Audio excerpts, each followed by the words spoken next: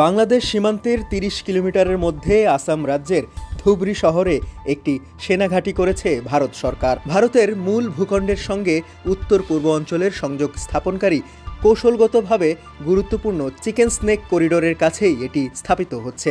এই অঞ্চল চারিদিক থেকে নেপাল, ভুটান, বাংলাদেশ ও চীনে ঘেরা বলে জানিয়েছে ভারতীয় সংবাদ মাধ্যম ইন্ডিয়া টুডে। এর মধ্যে ভারতের সেনাবাহিনীর পূর্ব অঞ্চলীয় কমান্ডের প্রধান লেফটেন্যান্ট জেনারেল আর.সি. তিওয়ারি গত বৃহস্পতিবার বাংলাদেশ সীমান্তের ৩০ কিলোমিটারের মধ্যে আসাম রাজ্যের ধুবরী শহরে একটি ঘাঁটি ভিত্তি স্থাপন করেন। এর নাম রাখা হয়েছে লাচিত বোরফুকান মিলিটারি স্টেশন। এটি এসেছে আসামের ১৭ শতকের কিংবদন্তি কমান্ডার লাচিত বোরফুকানের নাম থেকে। বলা হয়ে থাকে তিনি মোগল বাহিনীর বিরুদ্ধে প্রতিরোধ গড়ে তুলেছিলেন। ভারতীয় সংবাদ মাধ্যম দ্য টাইমস অব ইন্ডিয়ার প্রতিবেদনে বলা হয়, আসামে এখন পর্যন্ত বাংলাদেশ সীমান্তের সবচেয়ে কাছে ভারতীয় সেনাবাহিনীর সামরিক স্টেশনটি শিলচরের মাসিমপুরে অবস্থিত, যার অবস্থান বাংলাদেশ সীমান্ত থেকে প্রায় ৮০ কিলোমিটার দূরে।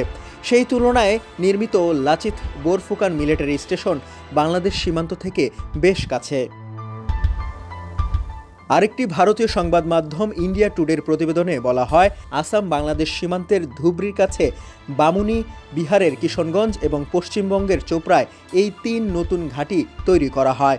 এই পদক্ষেপ ভারতের পূর্ব সীমান্তে প্রতিরক্ষা জোরদার করার বড় পরিকল্পনার অংশ, যার লক্ষ্য সীমান্তে নজরদারি বাড়ানো, টেকটিক্যাল ঘাটতি পূরণ করা এবং দ্রুত প্রতিক্রিয়া জানানোর সক্ষমতা বৃদ্ধি করা।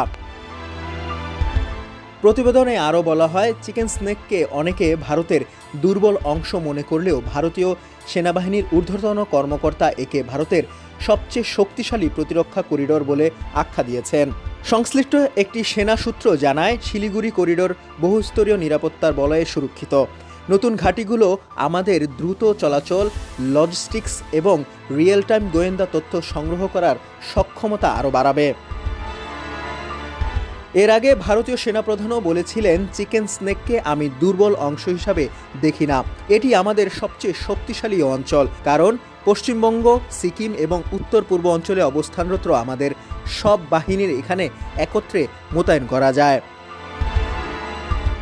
ডেস্ক রিপোর্ট, সমকাল।